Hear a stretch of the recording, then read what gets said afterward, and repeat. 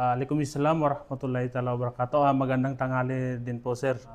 Sa ngayon po, inyong nasaksiyan yung aming mga proyekto kung saan yung mga natapos pa namin at saka yung ongoing na mga infrastructure dito po sa aming barangay po sa pamumuno po naming butihing Chairman, Honorable Kadir Papandayan Manalao po. Ang dahil po itong mga kalsada po natin ay kung saan maganda na po at sementado na po, dahil po ito sa pagsisikap po ng aming butihing mayora na si Honorable Haja Bay Pahmia Manalao Masurong po.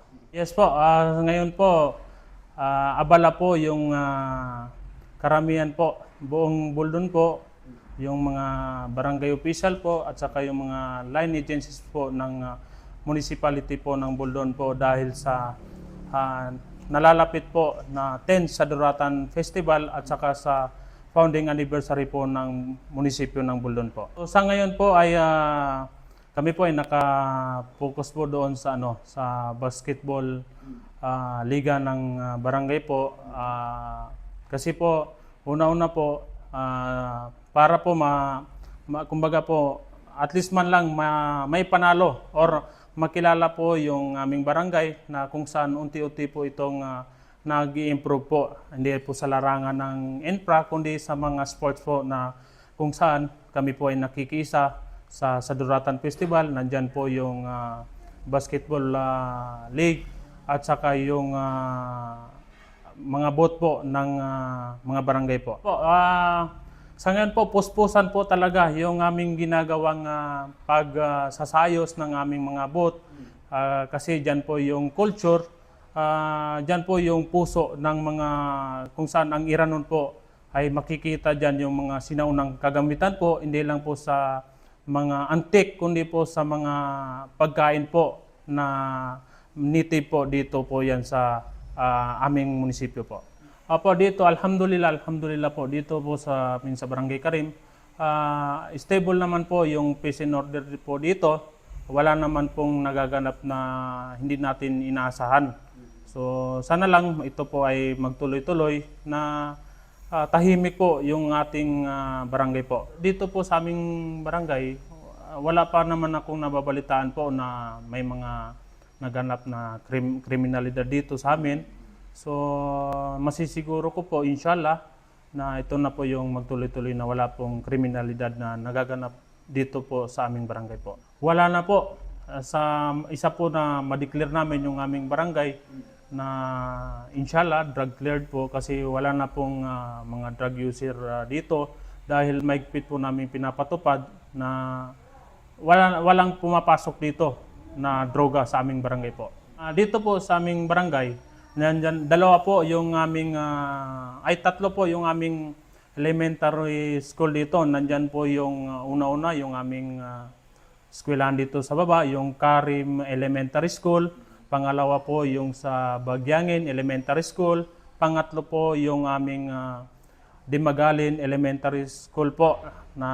At saka nandyan pa po yung aming mga daycare center po. So, idagdag ko lang doon sa larangan po ng edukasyon na nandito rin po yung Karim National High School po, kung saan po ito yung ating naririnig na nagtutugtog po para po sa Duratan Festival. So, doon naman po sa tourist spot po ng aming barangay, alhamdulillah po, nandyan po yung aming Binaan Falls, kung kailan lang ito binuksan sa publiko, at saka nandyan po yung boarding falls na kung saan hindi pa po ito tuluyang nabubuksan sa publiko dahil ginagawa pa ito ng magandang daanan sa pangunguna po ng aming mayora. So ngayon po ay sana soon mabuksan na ito sa publiko at marami pa pong makikitang tourist spot dito po sa aming barangay po. Yes po, una-una po, itong aming barangay ay may tuturing po namin na isa po ito sa tahimik at mapayapang barangay dito po sa Buldon. So yung pupunta po dito na sa aming lugar, sa aming barangay ay inshallah po masigurado po natin ang kanilang kaligtasan po.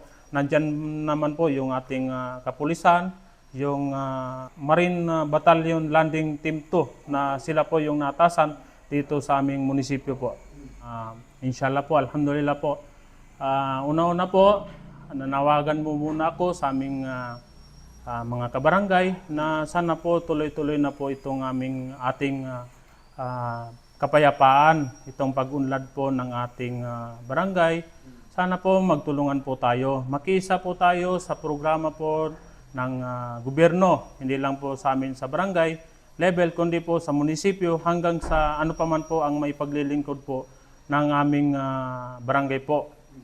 So ngayon po, masaya po kami dahil nga dito sa Duratan Festival na ito kung saan po nagkakaisa yung aming buong munisipyo, yung aming mga kababayan na kung saan napapanatili po yung culture ng aming mga ninuno at ng aming munisipyo po na ito po ay nagiging sentro ng kapayapaan, pagkakaisa at pagmamahalan po ng bawat mamamayan po ng Buldon. Kami po ay nagpapasalamat po sa aming buting barangay kapitan, si Honorable Kadir Papandayan Manalao po. Taos puso po kaming nagpapasalamat sa kanya na malaki po ang naging improvement ng aming barangay. At isa siya sa naging bahagi kung bakit napakaganda na po ng aming mga nakikita sa aming kapaligiran dahil nandyan po yung mga napapatay yung infrastructure po. So kay Kap, kay Apo Kader, maraming salamat po Baryo. Kami po sa Barangay Karim ay lubos at taos pusong nagpapasalamat po sa aming butihing mayora sa nakalipas po na multi-awardee po ng ating munisipyo.